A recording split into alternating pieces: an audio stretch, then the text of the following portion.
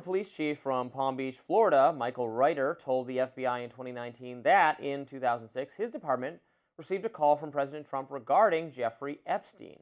Now, Reiter was investigating Jeffrey Epstein in the mid-2000s and was interviewed by the FBI just 2 months after Epstein's death.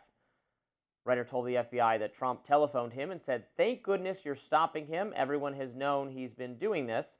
Reiter's testimony was part of a 4-page FBI report that was included in the Justice Department's most recent release of the Epstein files, and the ex-police chief confirmed to the Miami Herald on Monday that he was the person whose name was redacted from the files.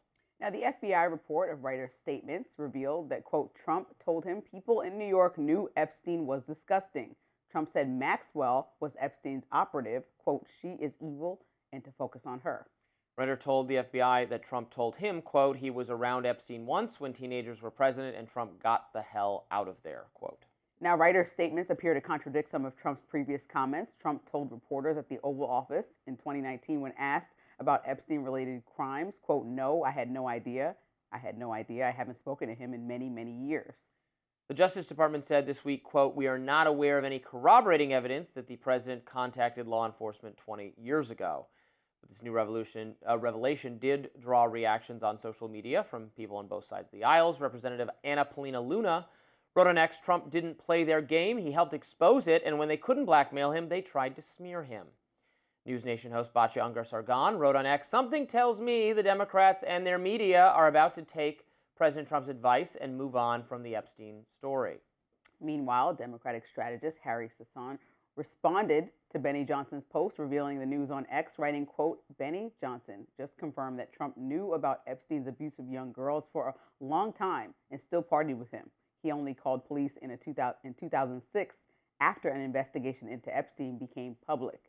Nice, self-owned Benny.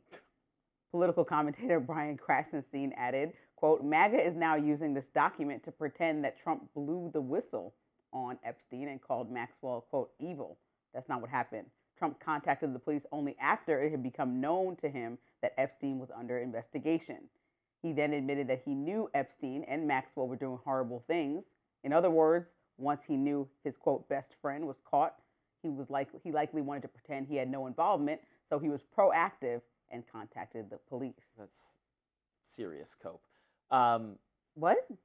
Trump called, apparently, according to this, I don't know whether this is true. This is one person, police investigator, saying this happened. There's no corroboration for it. If it did happen, Trump spoke to him, said Maxwell was evil and Epstein was bad, and look into it.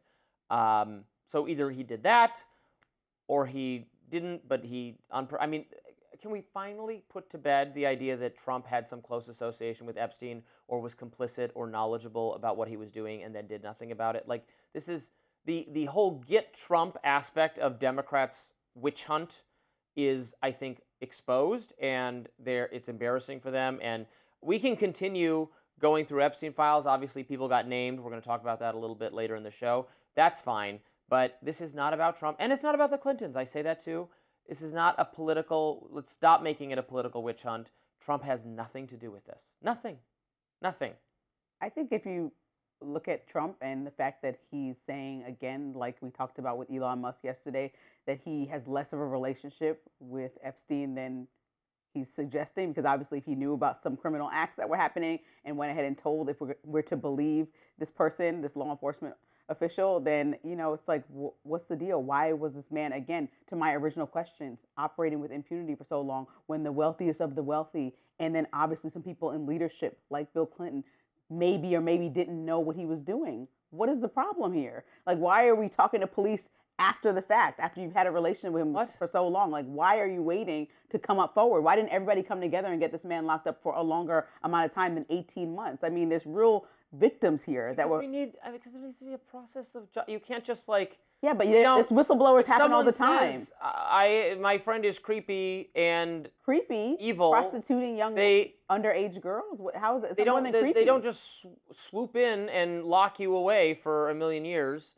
there has to be a process that takes place. I understand, but my point is, why didn't more people speak up? This is some of the questions that I have. You might have different questions about this case. I want to know why the president didn't say something. Why is he pretending like he didn't know this? He's like, I had no idea. Well, because then we get into the very difficult, again, this is awkward, and nobody likes when I bring it up. The problem is the so-called victims at the time denied they were being victimized. They lied about their ages, and when confronted by police, they said that nothing wrong had happened to them. It was not until much later, years later, after there was money to disperse to them, that they changed their stories. So this whole idea that it's a mystery why it was so lenient is not a mystery. It's not a mystery because the evidence was not, it's compelling now, in hindsight, because they all changed their stories. And we know a lot more. But at the time, the reason it took a while for there to get any movement, and because it was lenient, is because there was not a lot of actual evidence against him because no one was cooperating with law enforcement. The victims were not cooperating with law enforcement. So the government had to persist in thinking he should be locked up, even when the victims themselves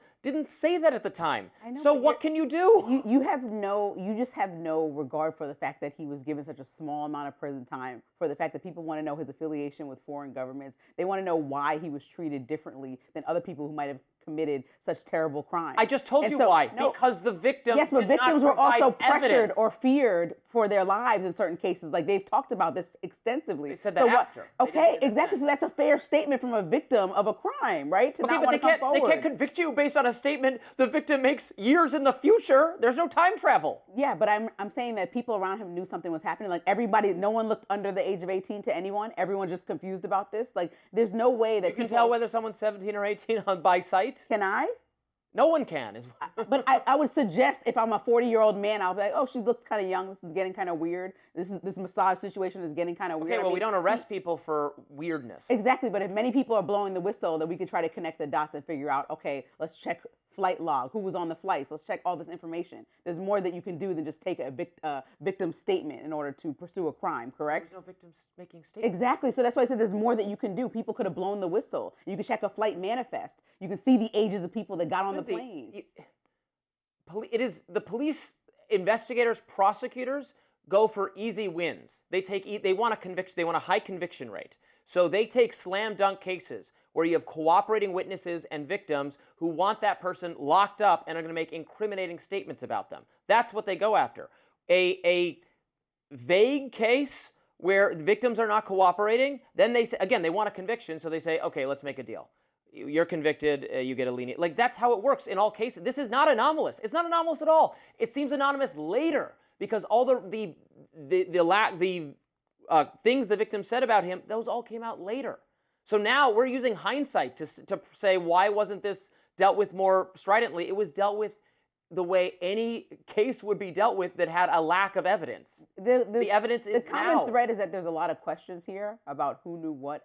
I know, and why they didn't come forward. No, and so I think people can fairly ask that. I don't think that either perspective, that we should just drop in and stop asking the president about his affiliations or Bill Clinton. I said both of them should speak multiple times. I don't think we should just drop it, but I also think we should get to the bottom of it, especially because our next topic that we're going to talk about has to do with the people that actually might have criminal attachment to all this. And Congress people are coming forward saying, I have the names and I have information that tells me that they may be criminals also. So that's important to note. So the president knew about those things. That's important to note. Yeah, stay tuned. We're going to talk about this more later. Up next, the FBI has retrieved and released footage of a potential suspect related to the investigation of Nancy Guthrie's abduction.